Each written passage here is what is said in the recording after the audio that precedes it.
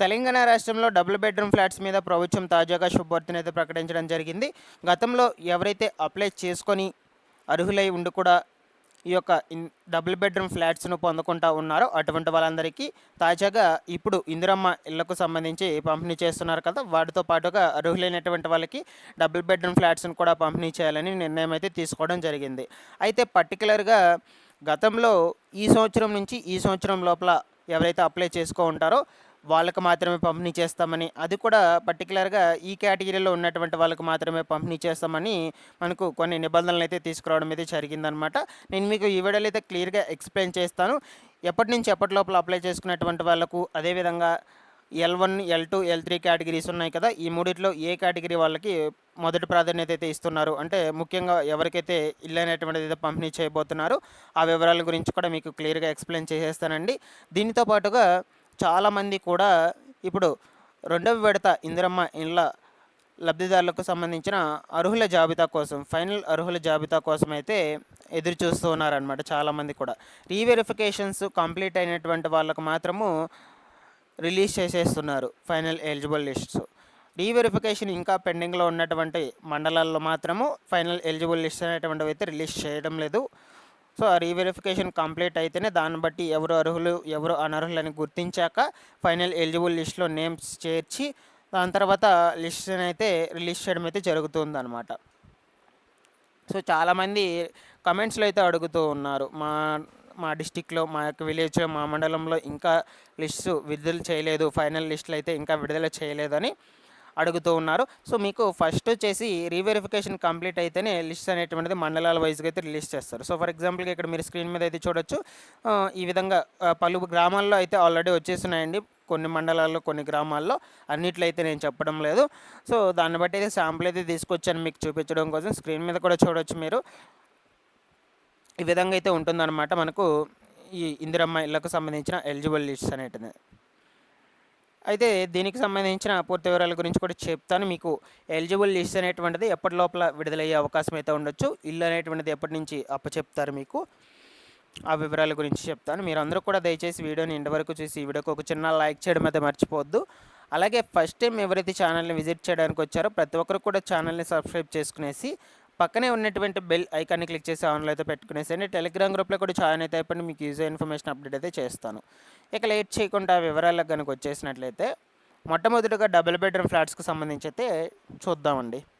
So మనకు ఈ double bedroom ఫ్లాట్స్కి చాలామంది కూడా గత ప్రభుత్వంలో అప్లై చేసుకొని అర్హులై ఉండి కూడా వాళ్ళకైతే ఇవ్వలేదన్నమాట. అయితే ప్రభుత్వం తాజాగా సో అర్హులైనటువంటి వాళ్ళందరికీ కూడా న్యాయం జరగాలని మరలా కూడా వాళ్ళకి వెరిఫికేషన్ పెట్టి అర్హులైనటువంటి వాళ్ళకు డబుల్ బెడ్రూమ్ ఫ్లాట్స్ ఎక్కడైతే పెండింగ్లో ఉన్నాయో వాటన్నిటిని నిర్మాణ పనులు అయితే కంప్లీట్ చేసి అర్హులైనటువంటి వాళ్ళకి ఇవ్వాలని అయితే చూస్తున్నారు ప్రభుత్వము. అయితే పర్టికులర్గా ఈ సంవత్సరం నుంచి ఈ సంవత్సరం లోపల అప్లై చేసుకున్నటువంటి వాళ్ళకైతే ఇస్తామని చెప్తూ ఉన్నారు.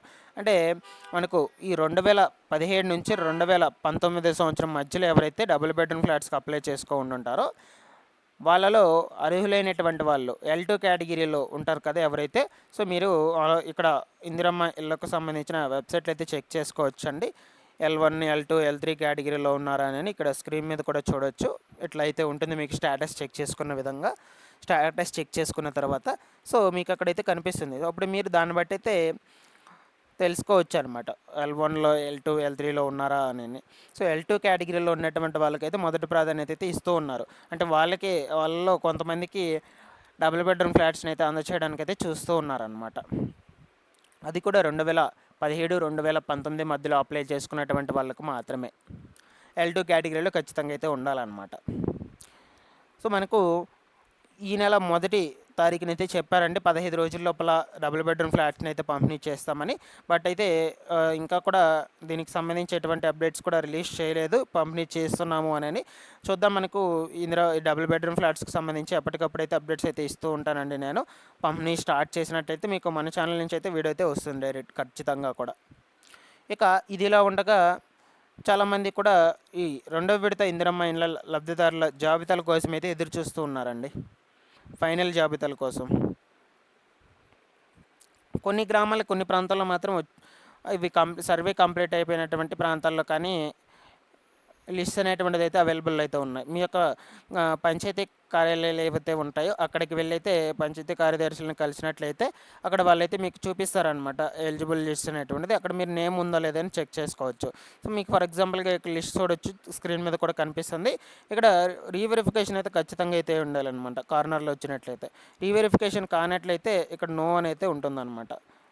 రీవెరిఫికేషన్ అయినట్లయితే ఎస్ అని అయితే ఉంటుంది ఇక్కడ. సో మ్యాక్సిమం రీవెరిఫికేషన్ అయినటువంటి వాళ్ళకి మాత్రమే లిస్ట్ అనేటువంటిది అయితే రిలీజ్ చేస్తున్నారు. ఆ మండలాల్లో మాత్రమే లిస్టులు అనేటువంటిది అయితే అవైలబుల్ అయితే ఉంటున్నాయి. అందుకని చెప్తున్నాను మీకు, రీవెరిఫికేషన్ కంపల్సరీగా అయితే చేసుకోండి. మీరు రీవెరిఫికేషన్ చేసుకోకుండా మీకు లిస్టులో నేమ్ రావాలంటే రాదండి. మొత్తం కంప్లీట్ అయ్యాకే లిస్టులో మీకు నేమ్ చేర్చి మండలాల వారీగా అయితే లిస్ట్ అనేటువంటి వాటిని అయితే రిలీజ్ చేయడం అయితే జరుగుతుంది. సో ఇప్పుడు వచ్చేసి ఈ ఇందిరమ్మ ఇళ్లకు సంబంధించి 15 రోజుల లోపలే ఇందిరమ్మ ఇళ్లను నిర్మించి లబ్ధిదారులకైతే ఇవ్వాలని చూస్తున్నారు. సో అది కొత్త ప్రాజెక్టులు అయితే చేస్తున్నారంటే మనకు ఈ ఇటుకలతో కాకుండా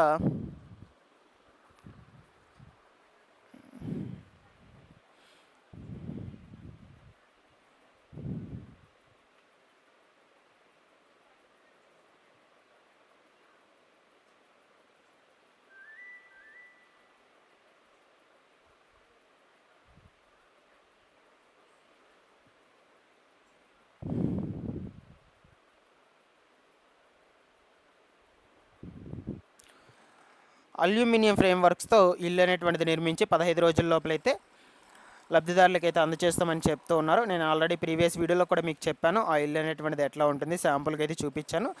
ఒక శాంపుల్ ఇల్లు అనేటువంటిది కూడా నిర్మించి వాళ్ళైతే చూశారు. సో ఇది వర్కౌట్ అయితే మనకి ఇదే విధంగా అయితే చూస్తారనమాట.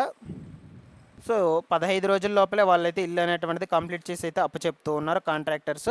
సో కాంట్రాక్టర్స్కి అయితే ఇచ్చేస్తున్నారనమాట ఈ యొక్క ఇళ్ళ నిర్మాణ పనులు మొత్తం కూడా. చూద్దాము ముందు ముందు రోజుల్లో ప్రభుత్వము ఎటువంటి నిర్ణయాలు అయితే తీసుకుంటుందో ఈ ఇందిరమ్మ ఇళ్లకు సంబంధించి.